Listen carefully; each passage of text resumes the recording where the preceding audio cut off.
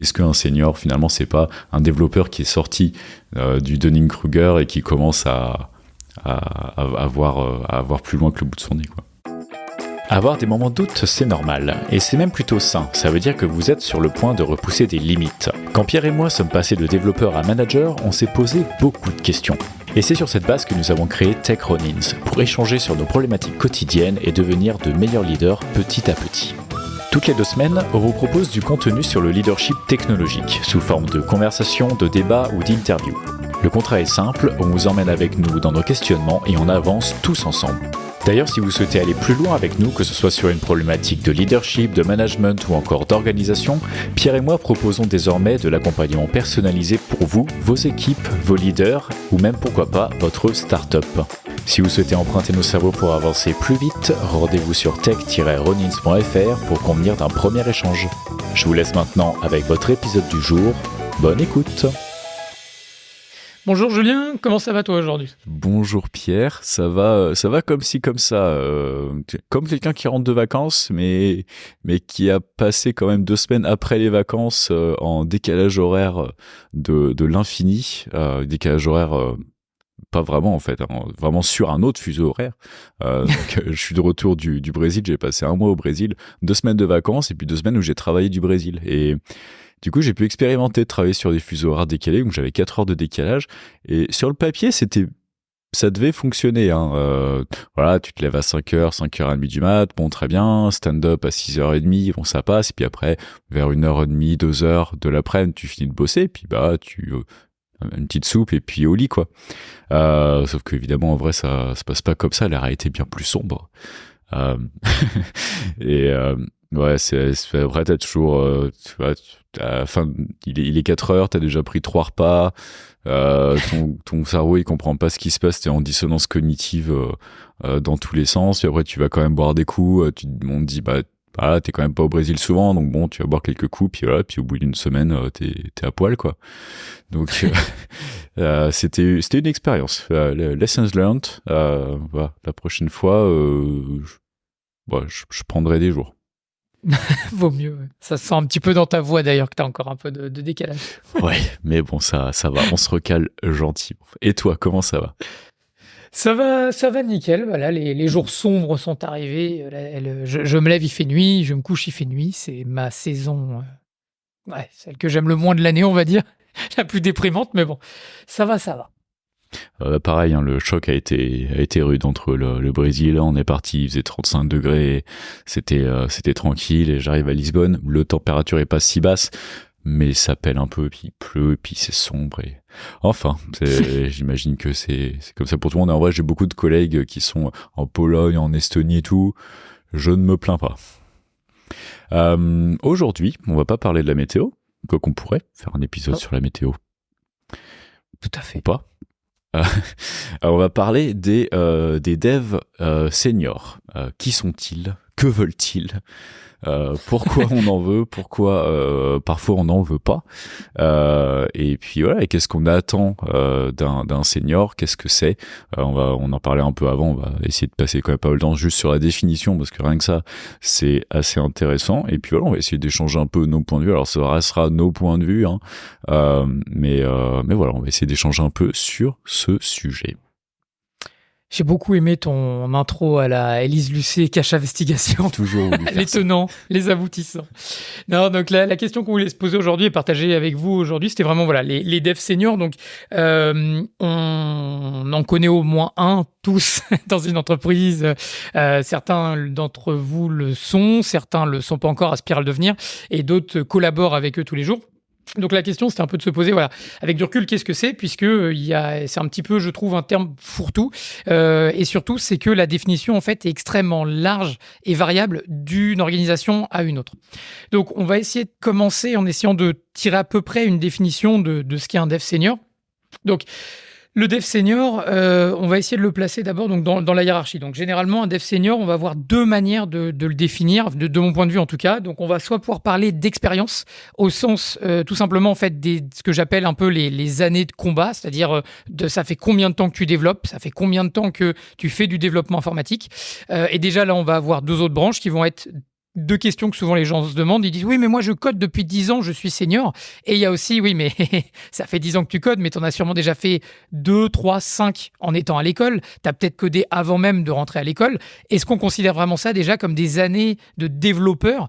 Je pense que non. C'est là où j'aime bien utiliser le terme de il y a coder et il y a faire du développement logiciel. Et donc là, je pense déjà qu'on peut tirer un trait où je serais assez radical là-dessus. Je vois pas d'autre manière de le dire, mais il y a un peu le scripting et le coding avant d'être dans une entreprise. Et il y a une fois qu'on est dans une entreprise, qu'on développe réellement un produit avec des besoins clients, avec des personnes avec qui on collabore tous les jours. Pour moi, c'est vraiment ça qui compte, on va dire, dans les années de développeur. Donc, quand on me demande souvent depuis combien de temps est-ce que tu es développeur, moi, je donne uniquement que les années depuis que je pratique en entreprise du coding, si on peut un peu mettre la différence. Je compte jamais mes années de coding ou de scripting dans mes années de développeur, puisque je les considère pas comme étant... ça m'a aidé évidemment à faire la technique et l'expertise que j'amène aujourd'hui, mais je les compte pas dans mes années en tant que développeur. Donc, ça va être une première piste. Soit on compte en nombre d'années que vous avez passé à être développeur dans une entreprise. L'autre piste aussi, souvent qui va être prise, c'est un peu celle qui est plus difficile à jauger, ça va être un peu le talent. Parce qu'effectivement, il y a des ingénieurs ou on va rester sur le terme de développeur, il y a des développeurs informaticiens qui vont être sur le job depuis 20 ans. Et il va arriver quelqu'un qui a à peine 2-3 ans d'expérience dans le milieu et pour autant qui va être capable d'être tout aussi rapide, de proposer des meilleures approches, des meilleures solutions et de même faire du code plus rapidement que ces personnes-là. Donc je pense que c'est toujours un peu les deux choses qui sont difficiles, puisqu'en plus l'un va à la contradiction de l'autre, c'est-à-dire c'est à la fois pour moi le nombre d'années d'expérience que vous avez cumulé, mais aussi le talent et la compétence réelle que la personne peut amener. C'est pour moi les deux facteurs qui vont aller à déterminer qu'est-ce qu'un développeur senior. Qu'est-ce que tu en penses, Julien, de ton côté? Ouais, je suis assez aligné avec ça. La façon dont j'ai essayé de le résumer en préparant l'émission, c'était de dire le développeur senior, tu peux le mettre dans une situation désespérée, il devrait s'en sortir. En tout cas, il a plus de chances de s'en sortir.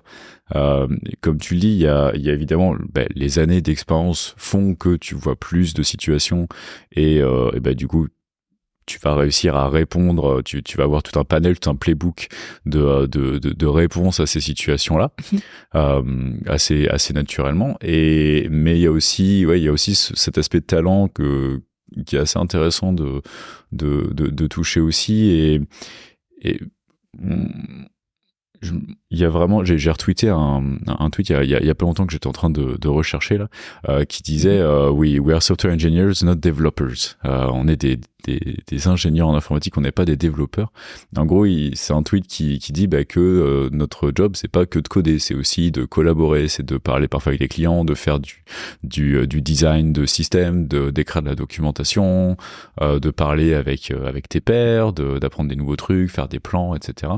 Et ça, c'est pas forcément inné pour tout le monde en fait. Et ça s'apprend, mais pour moi ça donne un peu ce degré-là de seniorité. On en parlera de comment devenir senior, etc. Qu'est-ce qu'on attend, à quel moment est-ce qu'on va promouvoir quelqu'un à un rôle de senior quand on lui donne cette casquette. Pour moi, ça définit ça. C'est que finalement, quand tu es junior, voilà, on te demande déjà de pouvoir prendre une spec et la coder, mais le boulot de développeur s'arrête pas du tout là. Et il y a beaucoup de façons, même différentes ensuite, d'évoluer. Et pour moi, le senior, il est là. Il a une surface d'impact qui est plus grande et qui est vraiment une surface. J'aime bien cette notion de surface parce que ça, c'est une surface ça évolue au carré. Donc c'est pas juste, ça va pas évoluer linéairement. Donc ça va avoir un impact au début juste sur ton équipe et puis au bout d'un moment peut-être sur plusieurs équipes ou alors au moins à l'intersection des autres équipes, puis au niveau peut-être de plusieurs équipes, d'un département, de l'entreprise, etc. Et c'est un peu comme ça que j'ai l'habitude de qualifier les différents rangs qu'on va avoir dans la hiérarchie entre guillemets des développeurs, avec le junior, l'ingénieur 1, 2, 3, peu importe votre classification, puis senior, puis staff, principal. Il y a vraiment cette notion de surface, je trouve. Ah non, c'est bien amené et j'aime beaucoup le distinguo que tu as fait, et c'est celui que je faisais en préambule avec le développeur, le codeur et le développeur logiciel ou ingénieur informaticien, comme comme on veut l'appeler, parce que tu as vraiment ce concept et un truc qui est assez flagrant. Et c'est là où je fais un lien du coup, avec le développeur senior et le junior. C'est que là où le développeur junior, quand il aura un problème donné, va toujours essayer d'écrire le code immédiatement sur la solution, c'est le code, parce que voilà, c'est le boulot que je fais. Donc, si je suis développeur, c'est forcément que la solution, c'est du code.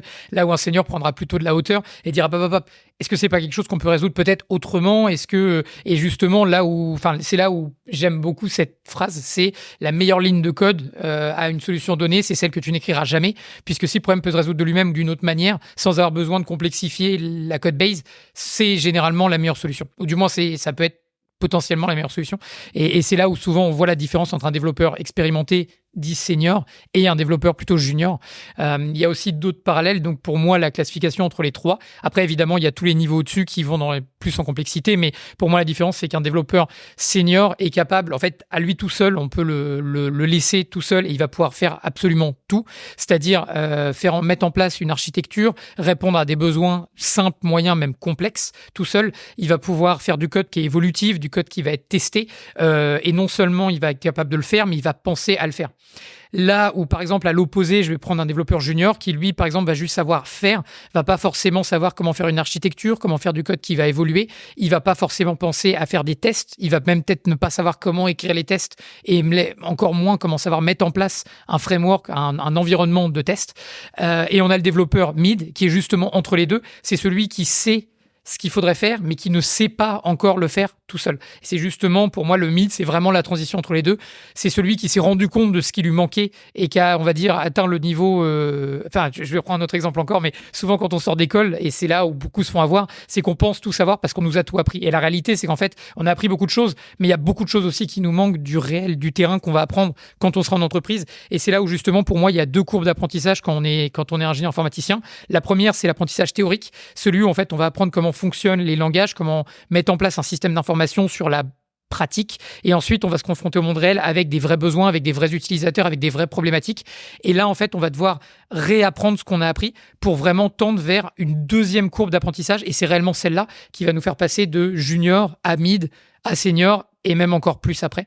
Mais je pense vraiment que voilà, ceux qui réussissent en fait à atteindre rapidement des postes de mid et ensuite de senior sont ceux qui sont en fait généralement les développeurs les plus humbles, qui sont capables de remettre à zéro leur, pas niveau de connaissance, mais ce qu'ils pensent savoir pour justement se dire, OK, il faut que je rapprenne grâce à ce que j'ai appris avant. Et en fait, plus ils vont mettre en valeur ce qu'ils ont appris avant et l'appliquer sur les nouvelles choses qu'ils doivent apprendre dans la réalité sur le terrain, c'est ceux qui vont justement progresser le plus rapidement à un niveau de développeur senior.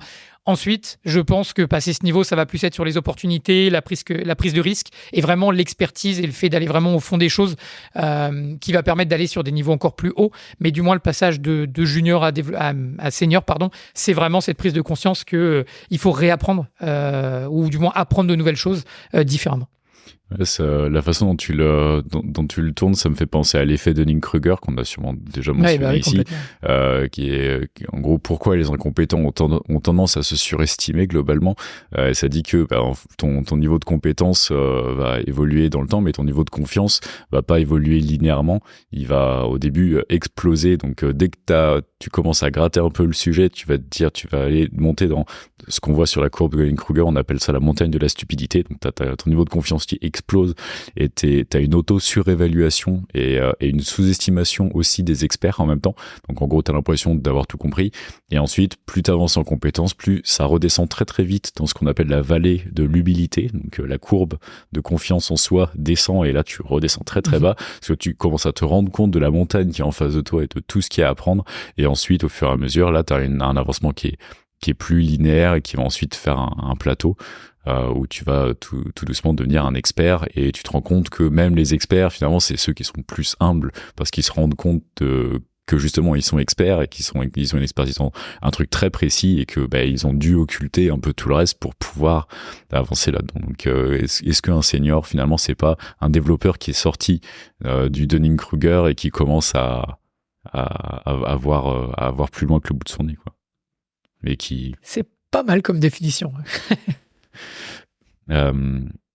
Intéressant. Et donc quelles vont être les responsabilités ensuite. Donc on sait ce que c'est qu'un senior maintenant. Qu'est-ce qu'on en fait? Pourquoi Pourquoi Pierre ? Alors, l'intérêt justement d'avoir des développeurs seniors au sein d'une organisation, ça va être... Alors, il y a plusieurs points. Pour moi, il y en a 3 qui sont les plus importants. Le premier qui... Alors après, je pense pas forcément qu'il y ait d'ordre, ça va dépendre du besoin des entreprises. Mais il y en a un qui est fondamental pour moi, c'est de justement permettre à d'autres développeurs plus juniors de pouvoir justement atteindre ce niveau attendu. Très souvent, un problème que j'ai vu dans pas mal d'organisations, c'est qu'en fait, on est évidemment, quand on est une startup, on n'a pas forcément beaucoup de moyens, donc on va plutôt recruter des gens qui sont plus des passionnés, qui viennent de sortir d'école, qui sont un peu bouillants, qui ont faim de faire quelque chose. Le problème, c'est qu'ils vont faire, ça, il n'y a aucun problème, mais ils vont pas forcément bien le faire. Et c'est là où justement, on voit la maturité des entreprises qui font appel assez tôt à... Alors, je dis pas qu'il faut une armée où il faut que des développeurs seniors, on en reparlera plus tard, mais en tout cas, il en faut au moins quelques-uns pour montrer la direction, pour avoir un cadre. Généralement, dans ces structures-là, on verra souvent qu'il va y avoir un développeur senior pour plusieurs, voire même 3, 4, 5 développeurs qui vont osciller entre du junior, du mid, mais il y aura généralement un senior qui va être là en fait pour un petit peu donner le cap et la direction. Donc le premier, ça va être vraiment de pouvoir faire monter en compétences des développeurs qui ne sont pas encore à un niveau de senior, et j'ai déjà enquillé sur le deuxième point, qui est justement l'expertise technique qui va être amenée, donc d'avoir un niveau rigoureux au niveau de la décision de l'architecture. On pense très souvent... Donc les gens ont un peu cette idée-là qu'un développeur senior va passer des mois enfermé à faire des diagrammes de partout, dire oui, alors ça. Ça, c'était le cas avant, quand on faisait du cycle en V. Un développeur senior maintenant ne fera plus ça. C'est-à-dire justement, il va savoir jusqu'où on peut aller pour aller dans l'agilité, justement, on en parle assez souvent, quelles vont être en fait la structure minimum qu'on va avoir besoin pour justement pouvoir rapidement aller vers de la feature qu'on peut déployer. Donc, ça va être les personnes qui vont commencer rapidement à mettre en place un petit peu de CI/CD, donc du déploiement continu, du test continu, des choses comme ça, petit à petit et améliorer de plus en plus. Mais justement, à nouveau, un junior ne pensera pas à faire ces étapes-là. Lui, ce qu'il va penser immédiatement, c'est mettre en production et ne pas forcément penser à ces petites étapes. Et le problème, c'est que le coût après, pour mettre en place ces choses-là, une fois que les mauvaises pratiques ont été mises en place, ça va coûter cher. Quand on a un projet, par exemple, qui a été amené depuis 1 an et qu'au bout d'1 an, on dit on n'a pas de test, on n'a pas de déploiement automatique, on va le mettre en place. Quelqu'un arrive et dit hey, ça va nous prendre 2 mois. Généralement, quand on se dit ah oui, un 6e de l'année, là, on va le passer juste à rien produire à nouveau, et généralement, la décision sera non, on le fait pas, ça marche, donc on continue. Et quand il y en aura réellement besoin au bout de 2-3 ans, quand le produit aura maturé, qu'on commence à avoir beaucoup d'utilisateurs, là, on n'est plus sur 2 mois, on est sur 6 mois, on est sur... ça devient très conséquent. Donc, le fait d'avoir quelqu'un, le deuxième point, c'est que ça va donner la bonne direction, les bonnes pratiques. Et le troisième point, ça va être vraiment au niveau de la décision et on va dire en fait de prendre la meilleure décision. Donc le premier, à nouveau, l'apprentissage, monter en compétence les ingénieurs. Le deuxième, ça va être de mettre en place la bonne structure et les bonnes choses pour pas que ça vous coûte trop cher dans le futur. Et la troisième, ça va être là pour le coup vraiment de l'expertise pure et dure, c'est-à-dire quelle est la bonne décision à prendre. C'est pas celui qui doit prendre toutes les décisions, mais c'est celui qui doit avoir un regard sur toutes les décisions pour moi. C'est les 3 points clés pour moi d'avoir un développeur senior. Alors, biaisé principalement au sein d'une startup ou d'une scale-up, mais en tout cas, alors la grande entreprise, ce sera différent, mais en tout cas, ces 3 points-là sont pour moi fondamentaux, dans le besoin d'avoir un développeur senior dans ces 2 types d'entreprises. Donc le senior, c'est le team lead de l'équipe, j'ai bien compris. Non, du tout. Obscur.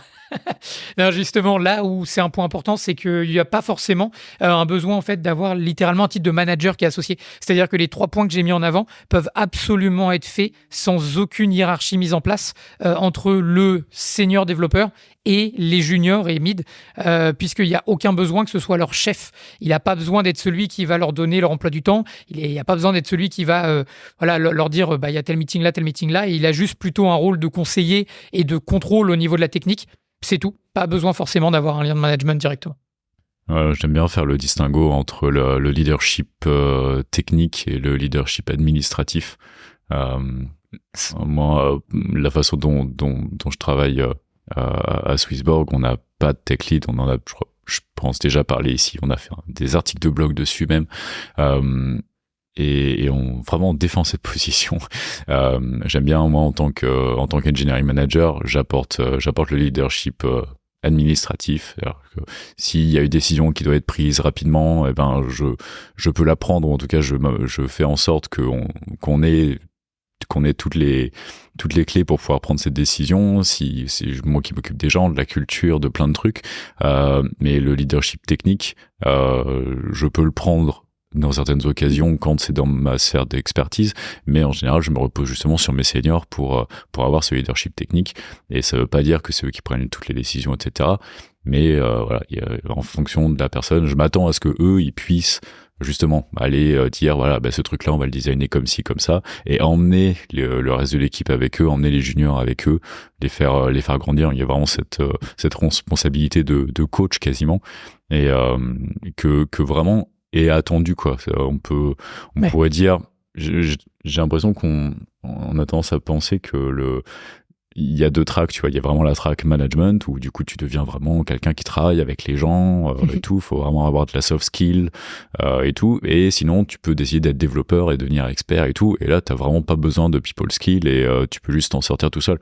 Et la vérité de notre métier, c'est que ça reste quand même un travail d'équipe, et que en fait les soft skills, elles sont hyper importantes pour un senior aussi. Elles sont vraiment attendues. Moi, si je vois pas, si j'ai un développeur qui est très bon techniquement mais qui est pas capable de collaborer avec les autres, qui est pas capable de les emmener, juste de défendre sa vision, même si c'est juste une vision technique, ça reste une vision, et de les emmener avec lui ou elle, ça va pas. Il va falloir que moi je coach la personne à devenir un meilleur coach, ou à sentir ces choses-là, quoi. Donc on pourra pas, les soft skills, on peut pas y couper si on veut monter un peu dans la hiérarchie, que ce soit en management ou en IC, en contributeur individuel.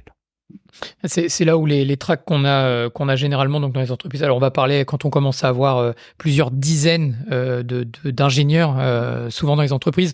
Je reviens un peu en arrière juste pour expliquer, mais on en a vraiment deux tracks qui se dégagent, la track technique, la track manager, et c'est vrai que malheureusement même par le dessin, la track est complètement scindée en deux, et c'est un peu genre faut faire pour prendre une décision, et ensuite voilà, c'est vraiment deux séparés. Et la vérité, comme tu dis, c'est qu'il y a du bénéfice dans les deux, puisqu'on attendra à la fois des managers qu'ils aient quand même un regard technique sur les décisions qui sont prises par leurs équipes, et on attendra justement des seniors et des leads qu'ils aient un peu d'une fibre, un côté humain, pour justement pouvoir inspirer et leader les autres. D'un point de vue, je parle de la technique, donc c'est vrai que les deux s'entrecroisent, et généralement le graphe est très mal fait pour le montrer, puisque c'est vraiment la scission entre les deux, quoi. Effectivement. Et donc les bénéfices, les intérêts, donc pourquoi ne pas avoir que des juniors? J'ai l'impression qu'on a déjà un peu répondu à la question, Oui. mais on peut peut-être en reparler. Donc en gros, si on a que des juniors, on espère qu'ils vont s'auto-former au fur et à mesure, mais pour se former, ils vont devoir faire des erreurs. Faire des erreurs, c'est pas trop grave. Mais bon, ça dépend à quelle étape du développement on est, ça dépend de beaucoup de choses. Dans tous les cas, avec un senior dans son équipe, on se donne une longueur d'avance, justement, sur ces erreurs-là. C'est ça. Il y a aussi un point assez important, c'est-à-dire qu'il ne faut pas oublier que la plupart, même je vais dire la totalité des juniors, auront peut-être fait des applications qui sont incroyablement belles, incroyablement performantes sur leur machine, avec 10 utilisateurs, avec des visites mensuelles qui dépassent pas les 100, 1000 personnes.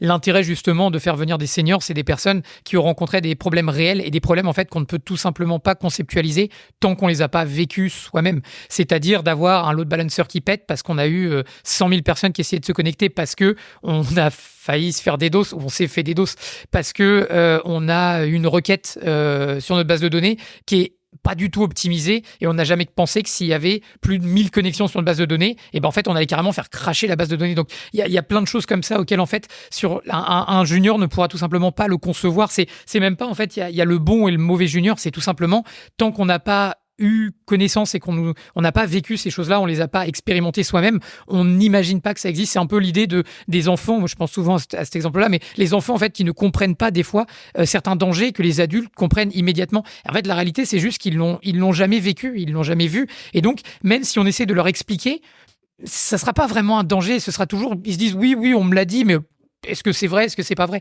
Et c'est là où justement c'est le danger pour moi d'avoir que des juniors, c'est qu'ils vont toujours se dire oui ça peut arriver. La réalité c'est que c'est la loi de Murphy, c'est que si ça peut arriver, ça va arriver. Donc et justement c'est là où un senior le sait, et mettre en place ce qu'il faut pour prévoir que ça va arriver, il faut s'y préparer. Là où un junior sera, on va dire, un peu trop optimiste, trop candide, et se dire non mais ça va le faire, et la réalité c'est que ça arrivera un moment où ça le fera pas, ça le fera plus, quoi. Donc c'est vraiment la grosse différence. Il y a aussi un petit point, j'avais juste mis un point sur l'exemple de Spotify, qui est, je trouve, une bonne approche, mais à ne pas trop confondre. C'est-à-dire que Spotify, alors au début du moins, avait décidé, donc ça a été une volonté de leur CTO, donc le chef technique, avait décidé en fait de ne pas donner de hiérarchie ou de titre aux développeurs. Donc en fait, quand vous alliez à Spotify au début, tout le monde était ingénieur informaticien. Il n'y avait aucune distinction, que ce soit le nouveau qui venait de sortir d'université, alors justement, pas tellement, c'est justement le point sur lequel j'arrive, ou celui qui avait 30 ans de bouteille. Et en fait, pourquoi est-ce qu'ils se permettaient de le faire ? C'est parce qu'en fait, justement, ils avaient peu de recrues qui étaient en fait des newbies, c'est-à-dire c'était que des personnes qui avaient des faits d'armes avérés, soit c'était des petits génies, ou soit en fait, ils avaient déjà créé des choses de leur côté qui justifiaient déjà d'un niveau en fait de quasi senior, même quand certains n'avaient été que dans l'industrie depuis 2-3 ans, ils savaient déjà... en fait, ils avaient déjà un profil de développeur senior, voire même plus. Et c'est pour ça qu'ils se sont permis de ne pas donner de titre, parce qu'en fait, ça aurait été plus en fait compter les billes entre chacun pour dire oui, mais moi je suis un peu plus senior plus. Ah oui, toi t'es juste senior plus. En fait, ils l'étaient tous, et c'est pour ça qu'ils se sont permis de pas se donner de titre.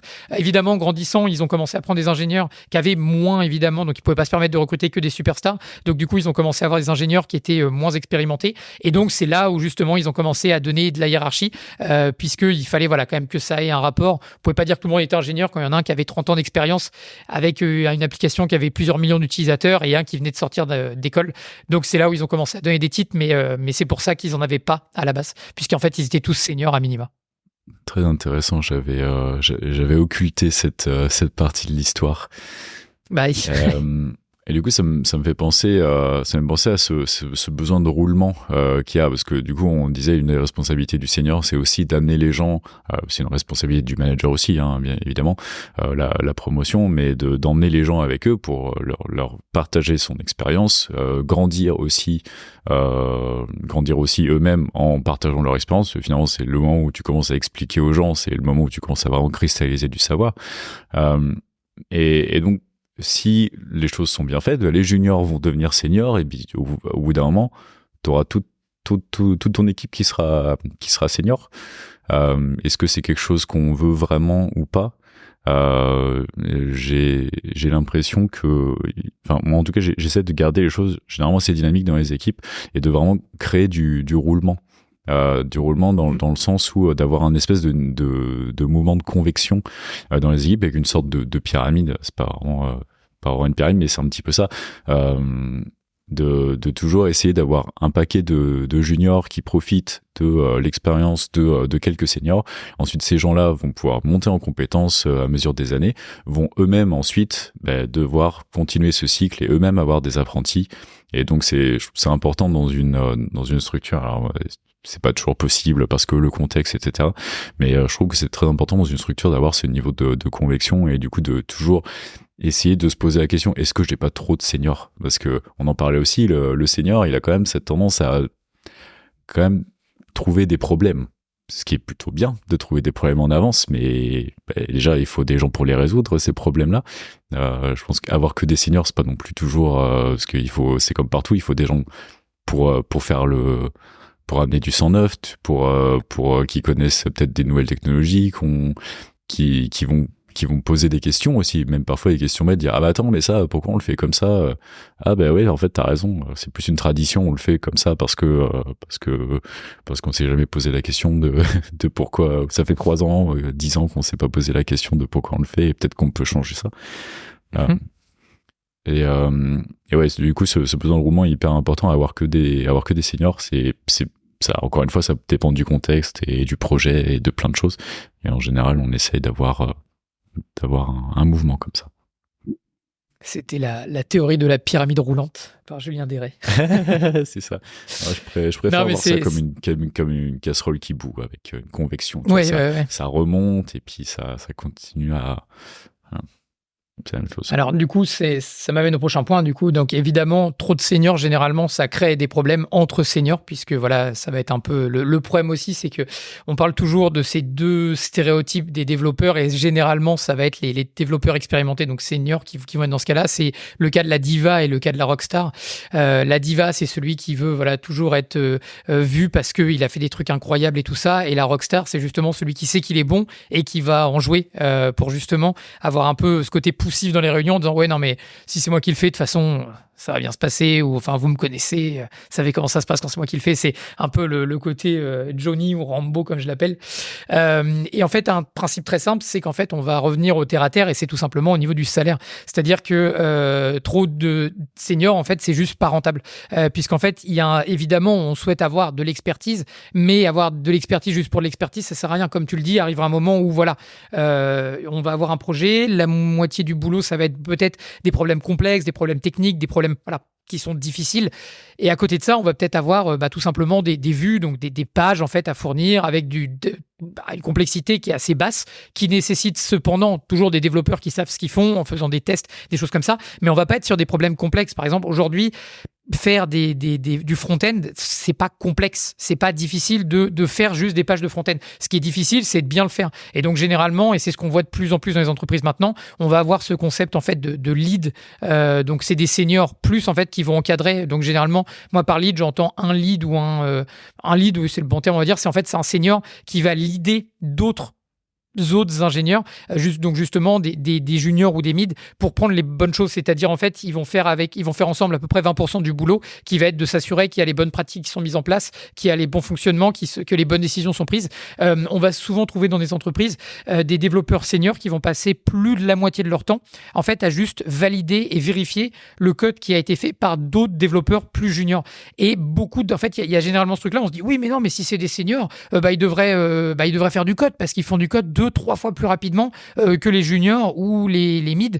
Mais la réalité, c'est qu'en fait, oui, ils pourraient aller un peu plus vite si jamais ils le faisaient. Mais le problème, c'est que les 4-5 autres développeurs à côté, si le développeur senior passe du temps, lui, à développer soi-même, ou du moins la majorité de son temps, c'est du temps qu'il passe pas à vérifier le code qui a été fait. Et généralement, c'est là où il va y avoir des bugs, où il va y avoir des mauvaises implémentations, où il va y avoir des mauvais patterns qui, derrière, vont coûter cher dans la codebase, puisque ça crée de la tech debt et des choses comme ça. Et donc, c'est là où, justement, il y a un ratio à avoir, comme tu disais, d'un senior pour X junior ou mid qui va justement vérifier leur code, vérifier qu'en fait ils font du bon travail, qui livrent du code, et ça va prendre au final que peut-être 20-30% du temps du senior, aller jusqu'à la moitié de son temps pour vérifier que le code est bon et que la structure est respectée.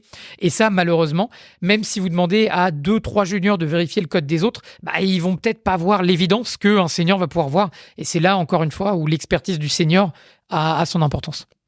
Ouais, tu fais bien de souligner que on reste quand même tous des êtres humains, et quand tu atteins un certain niveau d'expertise, voilà, les patterns, le glue code, un peu le code qui colle un petit peu tout ensemble, qui est important, qui est nécessaire, mais qui est pas le plus intéressant, il est quand même marrant à faire quand t'es plus jeune, quand t'es en début de carrière, parce que voilà, tu codes, tu fais des trucs, puis tu découvres toujours des trucs parce que la syntaxe, etc.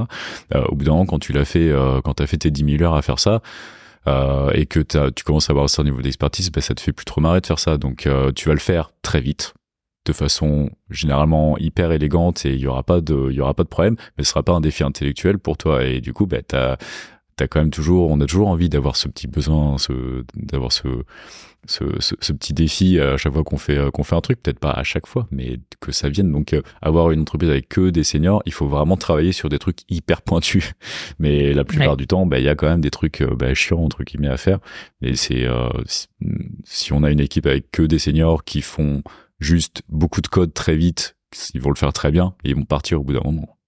C'est ça. Après, donc évidemment, tout ce qu'on dit, juste un petit aparté là-dessus, mais si on parle évidemment de technologies comme l'intelligence artificielle, vraiment la blockchain, et là je parle pas au niveau de l'intégration, mais vraiment la blockchain pure et dure et tout ça, évidemment là on va prendre très peu de juniors, et évidemment on va préférer avoir quasiment exclusivement des seniors, voire même plus, puisque là on est vraiment sur quelque chose de complexe et pointu, et donc là on peut pas se permettre d'avoir juste quelqu'un qui fait à peu près, on a besoin que ce soit très précis. Donc évidemment il y a des domaines, il y a certains domaines de compétences du développement logiciel qui sont pour le coup réservés quasiment exclusivement qu'à des personnes qui sont très expérimentées et qui ont vraiment une grosse expertise dans le domaine.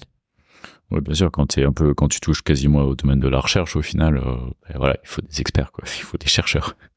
C'est ça. Donc du coup, tu as touché un petit peu. On va passer sur un petit peu le côté plus qui, quand, pourquoi promouvoir. Je suis dans ton équipe, Julien. J'ai fait j'ai fait comment on appelle ça, mes années de service. J'ai fait mes 10 000 heures de développement. Du coup, je vais être promu senior, puisque j'ai fait du code pendant des années maintenant. Donc c'est avéré que je vais être senior, n'est-ce pas? Ouais, bien sûr. Tu signes là et puis tu prends un chèque. Merci. Non, la promotion, c'est vraiment. Je sais pas si on a fait un épisode déjà entièrement là-dessus, mais c'est un peu la saison en général des promotions en fin d'année, donc ça nous a un peu inspiré l'épisode. Je saurais pas te dire. Peut-être je vais dire que j'ai peut-être même pas assez d'expérience dans des entreprises assez grosses pour qui a vraiment des cycles de promotion réguliers pour vraiment pouvoir donner un avis d'expert là-dessus. Mais moi, la façon, si t'es dans mon équipe et que tu me dis Julien, je veux être senior, déjà moi en tant que manager, ça devrait pas être une grande nouvelle, tu vois. Je devrais m'y attendre. Je devrais m'être dit un peu avant. Bon, bah voilà, Pierre, il fait quand même du bon boulot. Ça fait quelques années qu'il bosse. Ça fait quelques années qu'il est ici. Voilà, il mérite une promotion. Donc, normalement, si vraiment je fais mon boulot, c'est moi qui viens vers toi et qui te dis, en fait, je pense que tu fais du bon boulot. Est-ce que ça t'intéresse? Si tu viens vers moi, je te dis, je te dirais, si tu fais effectivement du bon boulot, ouais, d'accord, pas de problème, on va regarder la career ladder, on va regarder je sais pas comment on le traduit en français, l'échelle de carrière. Ouais, l'échelle de carrière, c'est le document où il y a tous les rôles, et puis voilà, en fait, ça, en général, dans les entreprises, il y a ça, c'est un document qui n'accessible pas à tout le monde, et n'importe qui connaît son rôle et son endroit dans la hiérarchie, et du coup, peut regarder qu'est-ce que je dois faire qu'est-ce qui est attendu de moi pour monter au niveau d'après. Et donc, du coup, moi, je vais regarder avec toi où on en est. Et si j'ai le sentiment que ça a du sens, etc., en général, il y a des critères aussi. Il faut avoir été dans l'entreprise depuis plus de 1 an, 2 ans, peu importe. Parfois, il y a des critères un peu comme ça. Et puis, on va regarder. Et puis ensuite, alors nous, à Swissborg, on a le concept de promodoc. C'est un document de promotion. Donc, c'est un truc standardisé où on a un certain nombre d'axes sur lequel on est attendu. Et on regarde ce fameux document, la career ladder, et on va juste copier-coller, dire voilà, tu veux aller de tel niveau à tel niveau, donc ce qui est attendu c'est ça, donc pour ces 5 axes, eh bien tu vas écrire à peu près 150-200 mots pour motiver le fait que effectivement tu es au niveau attendu, avec aussi un certain nombre de feedback qui va être demandé de stakeholders, donc des gens, les gens pour lesquels ton équipe travaille, qui vont pouvoir dire ce qu'ils pensent aussi de ton rôle dans l'équipe. Et de ton impact. Ça va être aussi des feedbacks de ta part de tes pairs, donc des développeurs de ton équipe, peut-être d'autres équipes, évidemment de ton manager, peut-être de ton chef de projet, produit, etc. Et puis ensuite, une fois que tout ça c'est bien ficelé, moi je vais t'aider beaucoup, je vais le relire. Tu peux mettre autant de commentaires que tu veux dans le Google Doc, je vais faire mon maximum pour y répondre. Je vais mettre moi-même mon évaluation, et ensuite ça part, c'est revu au niveau des engineering managers, etc. On fait une première passe parce que le but c'est pas de décevoir les gens en fait, donc juste on fait une première passe nous qui est pas obligatoire mais qu'on fait quand même, et ensuite ça part au RH qui vont pouvoir voir aussi au niveau du budget, au niveau de combien est-ce qu'on va avoir de promotions entreprise, etc. Après chaque entreprise, j'imagine, fait sa popote, et puis voilà, et puis à la fin moi je saurai, et puis je vais pouvoir te dire oui, ça a été accepté, donc félicitations. Maintenant je sais que tu as déjà démontré que tu es à ce niveau-là, donc continue comme ça, et puis c'est cool. Ou alors non, ça n'a pas été accepté parce que ci ou ça, et peut-être je vais te dire écoute, il y a un certain point, effectivement t'es très bon techniquement, Pierre, mais il y a quand même parfois je sens que t'es pas hyper à l'aise à prendre le lead sur tel ou tel truc. Je sens quand même que t'as toujours besoin d'être rassuré, ou tu prends pas forcément toujours le lead, même sur des petits ou que sur des petites étapes, et j'ai besoin que tu me montres un peu que tu es capable de prendre un peu la responsabilité, peut-être de déléguer un petit peu, ou justement de prendre le lead technique, et de commencer à faire un petit peu un découpage des tâches, d'être un peu proactif, etc. Et puis voilà, puis on en reparle en one-on-one toutes les 2 semaines, on fait un petit point, puis dans 6 mois, peut-être qu'on relance la machine. Je vais aussi, pour finir, me poser la question de pourquoi est-ce que Pierre veut une promotion. Parce que ça peut être juste oh ben ça fait longtemps donc je pense que je le mérite. Ça peut être en fait j'aimerais bien avoir plus d'argent parce que j'en ai parlé un peu avec les autres développeurs et je suis un peu en dessous au niveau des salaires. Du coup j'aimerais bien être au niveau des autres donc du coup je veux une promotion. Est-ce que c'est une bonne ou une mauvaise raison? En tout cas, ça demande à être gratté un petit peu. Est-ce que c'est une promotion qui est évidente ou pas? Voilà. Essayer de comprendre la motivation de la personne, c'est vraiment intéressant. Et parfois, il y a des gens qui disent ah ouais, je peux être promu. Bah ouais, d'accord. Mais si c'est pas maintenant, c'est plus tard, je m'en fous. On rencontre. Non, les points que t'as touchés, je suis d'accord que c'est les bons. Sur le dernier point en plus que tu as amené, il y a un truc qui est intéressant, c'est qu'en fait, malheureusement, et puis c'est un peu de la manière dont c'est fait aujourd'hui, mais Julien, moi, on a pu l'expérimenter différemment, on peut que vous encourager à faire la même, mais c'est qu'en fait, aujourd'hui, promotion signifie, c'est plus l'inverse, c'est-à-dire, je veux gagner plus, donc je dois être promu. Et la réalité, c'est qu'en fait, on n'a pas forcément besoin, et surtout, c'est que les gens ne se rendent pas forcément compte que si promotion a leur responsabilité, et c'est pas forcément ce que les gens recherchent. On a eu un excellent exemple, ça a été en la personne de Jim, un collègue que Julien et moi on a eu quand on était chez Aventus, la Chartos, qui lui justement en fait était dans le métier depuis plus de 15 ans, je crois bien, et était toujours en gros à un équivalent de niveau mid, et en fait ne voulait tout simplement pas aller au-delà parce qu'en fait lui il aimait ce qu'il faisait. Alors il avait fait une reconversion avant, il était dans la musique, c'était autre chose, mais en fait il aimait faire ce qu'il faisait, et en fait il voulait pas s'encombrer de plus, c'est-à-dire il voulait venir au boulot, faire ce qu'il aimait faire, et il voulait pas commencer à l'idée des équipes, à prendre des grosses initiatives. Il voulait pas en fait toute la responsabilité, le stress, tout ce qui allait avec. Lui, en fait, il voulait juste venir faire ce qu'il aimait faire, c'est-à-dire produire du code, répondre à des besoins utilisateurs sur vraiment du front-end particulièrement. Il était attaché à l'accessibilité, toutes ces petites choses-là. Et en fait, lui, c'est vraiment ce qui lui plaisait. Et c'est typiquement le genre de personne qu'il faut simplement revaloriser son salaire de temps en temps pour le garder. Mais c'est pas du tout une personne, par exemple, à promouvoir, puisque déjà, c'est pas ce qu'il veut et c'est pas vraiment pas ce qu'il cherche. Donc, dans ces cas-là, vous avez une bonne personne à garder à ce niveau-là, puisque c'est quelqu'un qui, pour l'instant, je dis pas que ce sera toujours le cas, mais aime ce qu'il fait et au final ne cherche pas la promotion. Donc même le pousser à être promu, c'est pas une bonne solution, puisqu'en fait on va lui amener des responsabilités, des contraintes qu'il veut pas et qu'il ne cherche pas pour s'épanouir au travail. Et pour le coup, il était vraiment épanoui, il aimait ce qu'il faisait, donc ne rien changer à ça, c'est une bonne façon de faire.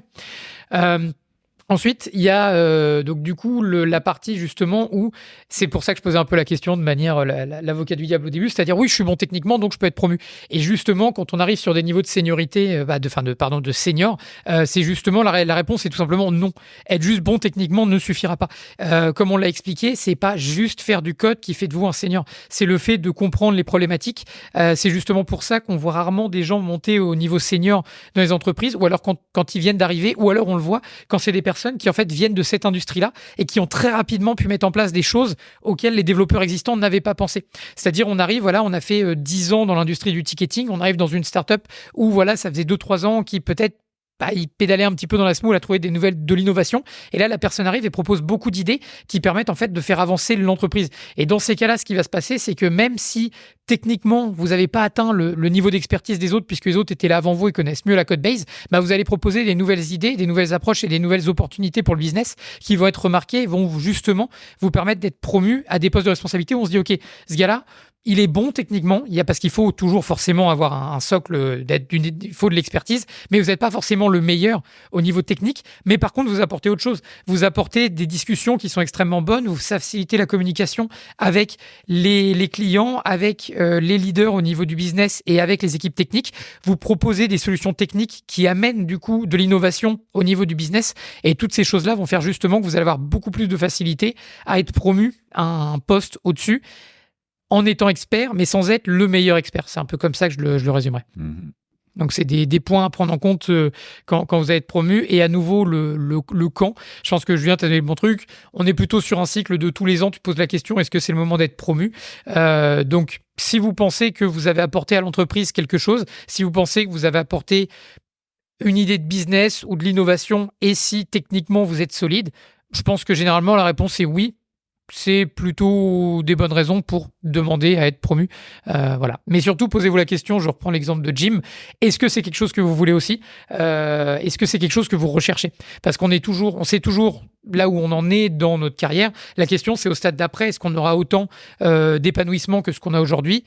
il faut se poser la question. Et des fois, il y a des personnes pour qui c'est pas le cas. C'est déjà arrivé, des personnes qui sont promues et au bout de 6 mois disent en fait, je préférais être rétrogradé là où j'étais avant parce qu'au final, je me plais plus du tout dans le rôle. C'est pas vraiment ce que j'avais imaginé. J'ai trop de responsabilités. Je touche moins à la technique qu'avant. Ça m'intéresse beaucoup moins du coup.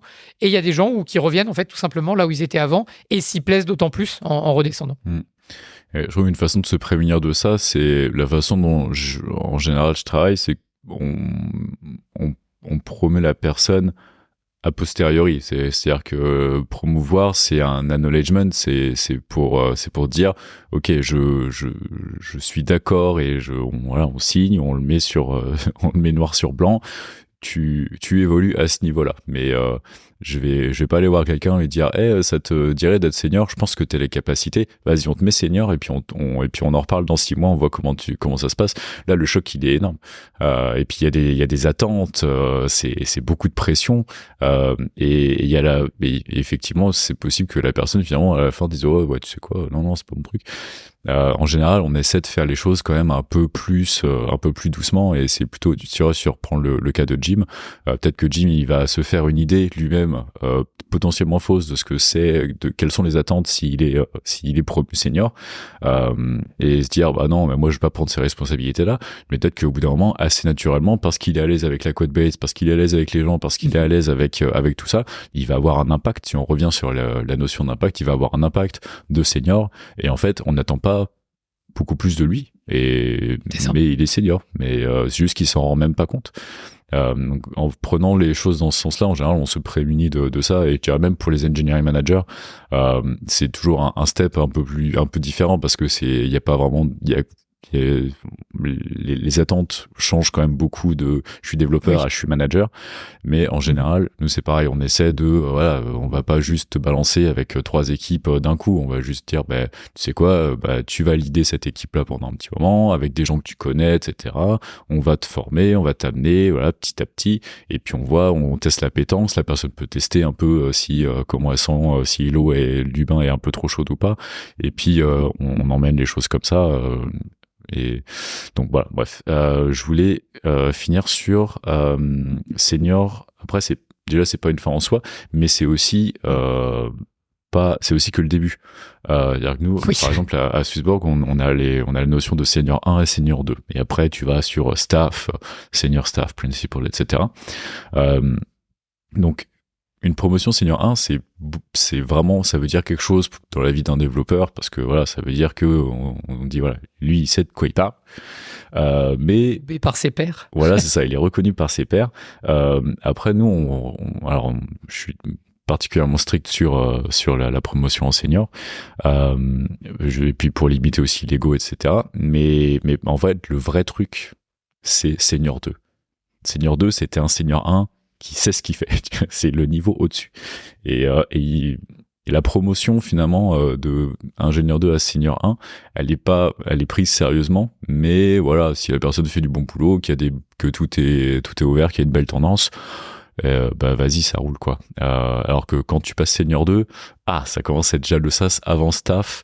Là, senior 2, j'attends vraiment à ce que la personne ait un gros impact, qu'elle puisse leader des trucs, quelle est l'idée des trucs vraiment compliqués, des situations, soit des situations compliquées, soit des choses techniquement compliquées, avec beaucoup de trucs qui changent, et d'avoir emmené toute une équipe, vraiment d'avoir un track record qui est vraiment très fourni. Donc voilà, donc senior 1, c'est la promotion à senior, c'est quelque chose, mais au final c'est que le début d'ensuite tout le reste de la carrière, quoi. Parce que finalement, en général, on passe senior nous, on est passé senior avant 30 ans. La plupart des gens, ça va être à peu près par là, quoi, vers la trentaine. Et il y a encore derrière quelques années de boulot. Après, je pense c'est que là pour le coup, senior, c'est un peu, on va dire, la trajectoire où tout le monde va converger un moment. Ouais. Après, la question, c'est Voilà, il y a des gens qui restent seniors toute leur vie parce que soit tout simplement ils s'y plaisent, ils n'ont pas forcément envie de pousser plus loin. Et là, on va vraiment arriver après sur des postes où là, on parle plutôt de l'exception puisque ça représentait peut-être moins de 10% des effectifs au final dans des équipes d'ingénieurs. Et là, ça va être les rôles de staff et principal. Ce qui est intéressant quand même, c'est que pour moi, ça suit toujours 3 axes. C'est ce qu'on avait avant pour évaluer et je pense qu'ils sont plutôt bien pensés et que ça permet à tout le monde d'y réfléchir. Le premier, enfin il y en a 3, donc du coup c'est behavior, le comportement, expertise et l'impact, donc l'impact que vous allez avoir. Ces 3 points-là, c'est vraiment 3 points sur lesquels vous pouvez toujours vous référer et qui, je pense, sont toujours à peu près à l'équilibre. C'est-à-dire que vous pouvez vous permettre d'être un petit peu moins bon dans l'un, mais il faudrait être très bon dans l'autre. Et ça, c'est vrai jusqu'à ce que vous soyez senior. Quand vous essayerez de passer staff et principal, vous devez vous assurer que vous êtes très bon dans les 3 pour pouvoir continuer à progresser. Et c'est là où, justement, ça devient plus difficile et c'est pour ça que ces postes-là sont moins accessibles, puisqu'on a une tendance à être plutôt à exceller sur un des 3 domaines, à souvent laisser on va dire, un peu plus de côté, et un staff ou un principal n'en laisse aucun de côté. C'est vraiment, il faut être excellent sur ces 3 aspects. C'est-à-dire, c'est quelqu'un qui a énormément d'impact, c'est quelqu'un qui est le plus expert des experts et c'est celui qui a le meilleur, on va dire, des comportements. On parle pas qui dit bonjour et merci à chaque fois, on parle de celui qui montre vraiment un sens du leadership, qui va motiver les équipes, qui va savoir comment parler avec les hauts dirigeants, qui va savoir comment parler avec les clients, qui va savoir amener qui va vraiment savoir comment amener des meetings à être productifs. Toutes ces choses-là vont rentrer dans le côté comportement et voilà. Et donc, pour être staff ou principal, il faut vraiment exceller sur ces 3 aspects et pas juste être bon. Et c'est ce qui fait que je pense, qui fait créer vraiment une barrière, qui fait que quand on arrive à ces postes-là, c'est vraiment quelque chose pour le coup. Ouais. Je sais pas quoi ajouter. Écoute, c'est déjà bien fourni et je pense que c'est une excellente transition. Peut-être finir sur, on parle de promotion, etc. Mais encore une fois, les promotions, c'est pas une fin en soi. Il y a aussi, on peut être aussi épanoui dans plein d'autres aspects de sa vie que le travail. Donc, si vous finissez pas à staff ou principal en fin de carrière, c'est pas grave. C'est pas obligatoire. Tant que vous avez votre Rolex à 40 ans, on est bon. Allez, on va conclure sur ça, sur ces belles paroles. Presque belle. On espère que ça vous aura plu, que vous avez appris quelque chose. Si vous n'êtes pas d'accord avec nous, dites-le nous, s'il vous plaît. On aime toujours confronter des points de vue et tout. Ça reste nos points de vue avec nos expériences à nous. Donc, s'il vous plaît, on est toujours prêt à prendre de nouveaux invités pour se remettre en question. C'est toujours des épisodes qui sont très riches quand on a des invités. Donc, venez nous voir avec grand plaisir. En attendant le prochain épisode dans 2 semaines, Pierre, où est-ce qu'on te retrouve sur l'internet ? Donc toujours sur mon site internet, pierre.ferret-ferrand.fr. Contactez-moi sur LinkedIn si vous voulez vous connecter ou vous avez des questions. Et la petite gueulante de la semaine, vous ne me retrouverez pas en salle de cinéma pour aller voir Napoléon. Si vous y allez pour voir un film d'action, vous allez être déçu. Et si vous y allez pour voir un film d'histoire, vous allez aussi être déçu. Donc un conseil, n'y allez pas. Et toi, Julien ? On me retrouve sur mon site aussi, julien.derry.fr, et sur mes réseaux sociaux, sur Instagram, sur LinkedIn. J'essaie de repimper un peu mon LinkedIn en ce moment. C'est pas évident. Et puis voilà. Et enfin, si vous voulez découvrir avec nous comment maximiser votre impact et celui de vos équipes, vous pouvez aller sur tech-ronins.fr et nous contacter. On va essayer de refaire un petit peu ce site aussi pour présenter des offres plus claires, etc.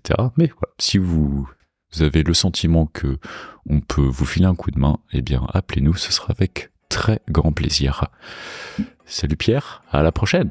Salut Julien, bonne semaine.